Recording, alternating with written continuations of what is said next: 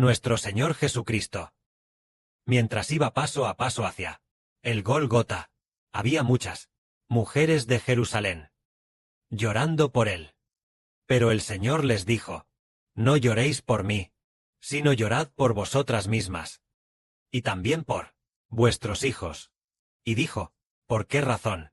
El Señor dijo estas palabras. El Señor dijo: porque he aquí, vendrán días, en que dirán: dichosas las estériles, y las entrañas que no concibieron.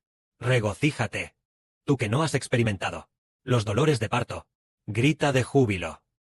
Y levanta la voz, porque la mujer abandonada tendrá más hijos que la que tiene esposo, dice el Señor.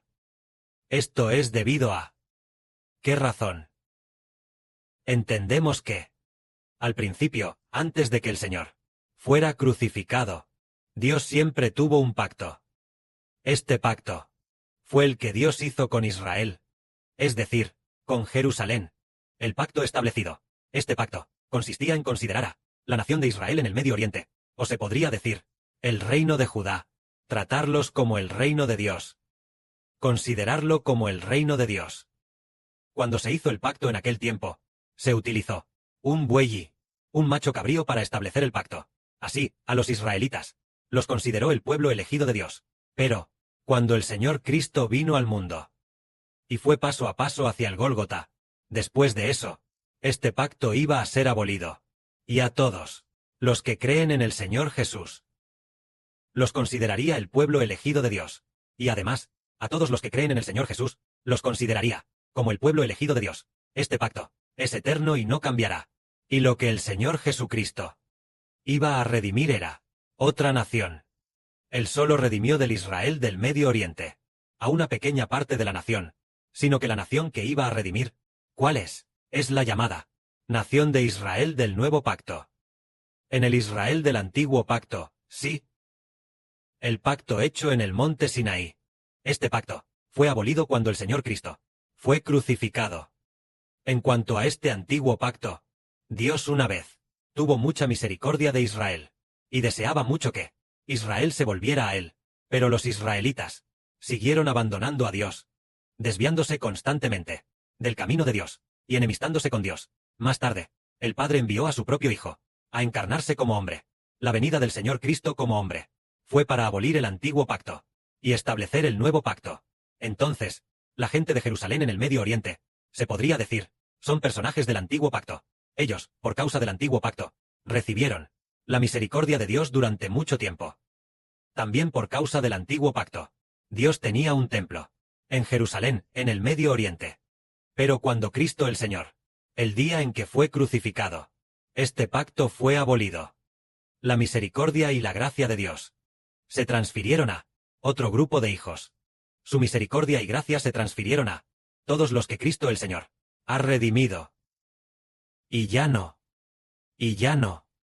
teniendo misericordia de aquellos que hicieron un pacto con bueyes y ovejas, sino con la sangre de Cristo el Señor. Aquellos que hicieron el pacto, Dios tendrá misericordia de estas personas. Por lo tanto, el Señor dijo, que Jerusalén llore.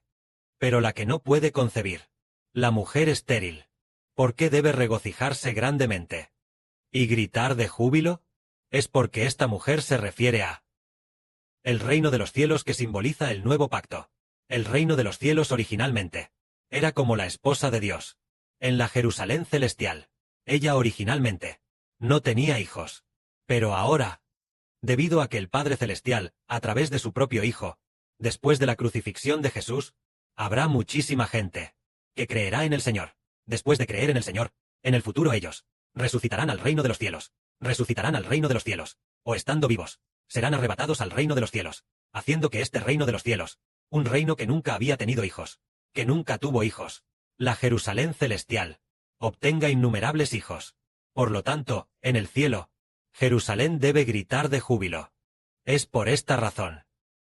Sobre el regocijo de esta mujer, aunque la Biblia lo ha escrito, y Cristo el Señor también lo ha dicho, lo que se menciona en el Apocalipsis, es también esta mujer, pero la gente del mundo no sabe que se refiere a un reino, que es el reino de los cielos el que debe regocijarse. Sobre el asunto del regocijo del reino de los cielos. Cuando Cristo el Señor, montado en un asno, entró en la ciudad de Jerusalén. También hubo una profecía que decía: Hija de Sión, alégrate, hija de Jerusalén, grita de júbilo.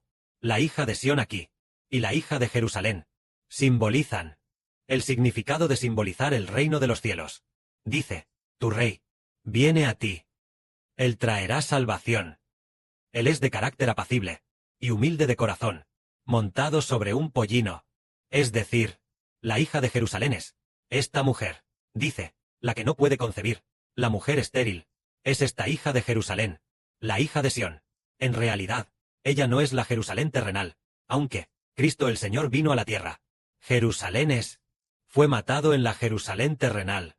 Lo que Él quiere redimir es el reino de los cielos, para que la gente regrese al reino de los cielos. Y por supuesto, también redime, de Jerusalén, un pequeño grupo de personas, para que se vuelvan al reino de los cielos. Por eso, la Jerusalén celestial debe aclamar, debe alzar la voz y gritar. Es por esta razón. Nosotros también somos maravillosos. Nos convertimos en hijos del reino de los cielos. ¿Por qué? ¿Hijos del reino de los cielos? El Padre Celestial quiere que todas las naciones y tribus, las personas en quienes el Padre se complace, sean todas elegidas por Él, para que se conviertan en hijos del reino de los cielos, para que el reino de los cielos obtenga muchos hijos innumerables. Por lo tanto, el reino de los cielos debe aclamar. El reino de los cielos se convierte en el verdadero madre alegre de muchos hijos. ¿Cuántos hijos habrá? Tal vez al final del mundo, cuando llegue el cielo nuevo y la tierra nueva. Se estima que habrá 20.000 millones de personas, llegando a 20.000 millones de personas. Tantos hijos. Por lo tanto, el reino de los cielos debe aclamar. Esto es lo que el Señor dijo. El reino de los cielos debe aclamar. Pero Israel en el Medio Oriente llorará y se lamentará. ¿Por qué? Ya no se les llama la ciudad de Dios. Por ejemplo, antes, hace 2000 años, generalmente se decía, al ir a Jerusalén, todos decían, llamada la ciudad santa, diciendo, vamos a la ciudad santa. Ciudad santa significa la ciudad donde habita el templo de Dios, que tiene el símbolo de ser la ciudad de Dios, que tiene, se le llama la ciudad del Altísimo.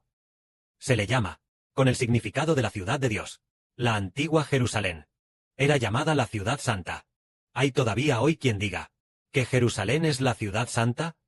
Hoy nadie llama a la Jerusalén de Israel la ciudad santa.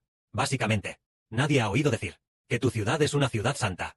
Pero en la antigüedad todos decían, esta es la ciudad santa. Es la ciudad de Dios. Es la city del templo de Dios. La ciudad donde habita Dios. Pero ahora nadie lo dice, porque el Señor Cristo fue crucificado y abolió este pacto. Por lo tanto, la gente también ha olvidado gradualmente que Jerusalén alguna vez fue la ciudad santa, pero el Padre Celestial tuvo misericordia de la Jerusalén del nuevo pacto. No tuvo misericordia del antiguo pacto, sino del nuevo pacto. Esto, ¿por qué? ¿Tuvo gran misericordia del nuevo pacto?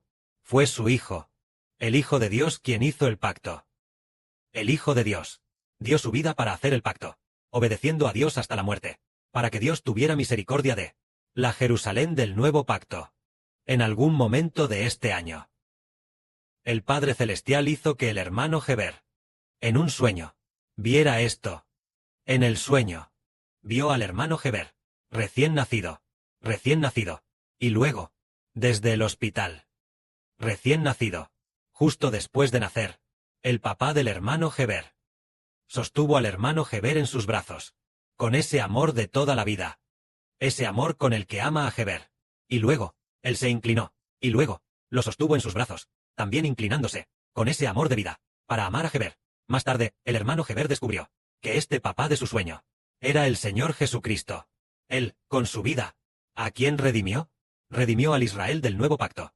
Para decirlo de manera más directa, es la redención del hermano Heber y los descendientes del hermano Heber.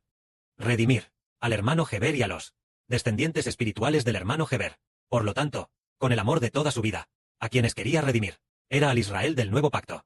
Y así, tomando el reino de los cielos como el nuevo pacto, el reino de Israel, como la madre de Israel, como el reino de Israel, es una especie de metáfora, ¿no? Pero justo en ese momento, el Señor dijo de nuevo, en aquel tiempo dirán a los montes y a los collados, montes, caed sobre nosotros, collados, cubridnos, escondednos, para que podamos escondernos del que está sentado en el trono del rostro de Dios, y de la ira del Cordero. Porque el gran día de su ira ha llegado, ¿y quién podrá sostenerse en pie? Este pasaje de la Escritura, también, proviene del Apocalipsis. Por supuesto, en el Antiguo Testamento, también está en el libro de Isaías. El significado de estas palabras es: montes, caed sobre nosotros. Significa que aquellas personas de todas las naciones y pueblos están clamando: caed sobre nosotros, caed sobre nosotros. Dejadnos escondernos de Cristo, escondernos de Dios, es decir, de Dios y del Señor Cristo. Ha llegado el día de su ira. Entonces, porque el Señor Jesucristo dijo estas palabras a la gente de Jerusalén, se refiere a que estas personas son todas malvadas.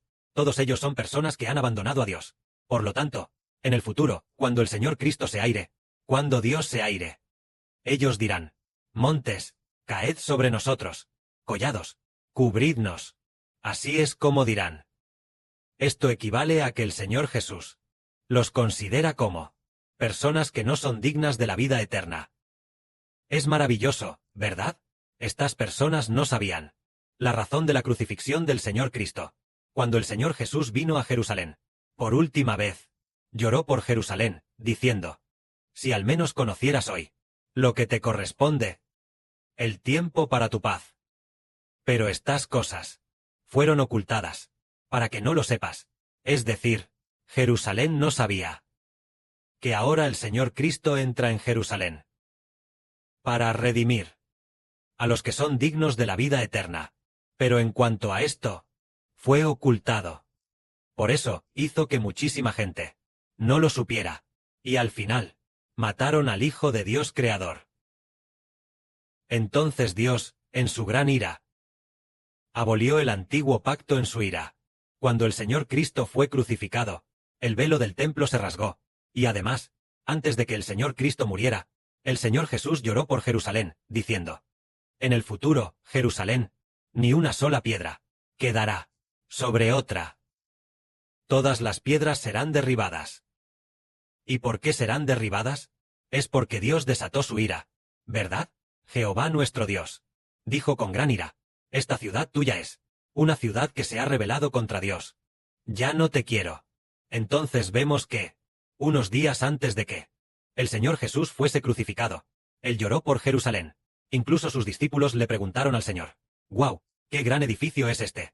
El Señor dijo: «¿No ven este edificio? En el futuro no quedará ni una piedra sobre otra, porque todo será derribado». Entonces, ¿por qué debe ser todo derribado? Es porque Dios dijo con gran ira: el antiguo pacto queda abolido. Ya no quiero el antiguo pacto. Entonces veamos, ¿no es diferente la Jerusalén celestial? La Jerusalén celestial, ¿acaso tiene sus murallas derribadas o algo destruido? Para nada. Al contrario, usa todo tipo de piedras preciosas como fundamento del reino de los cielos, y todas sus calles son de oro. Pero con la Jerusalén terrenal, Dios profetizó, el Señor Jesucristo profetizó diciendo: no quedará ni una piedra sobre otra. ¿Por qué?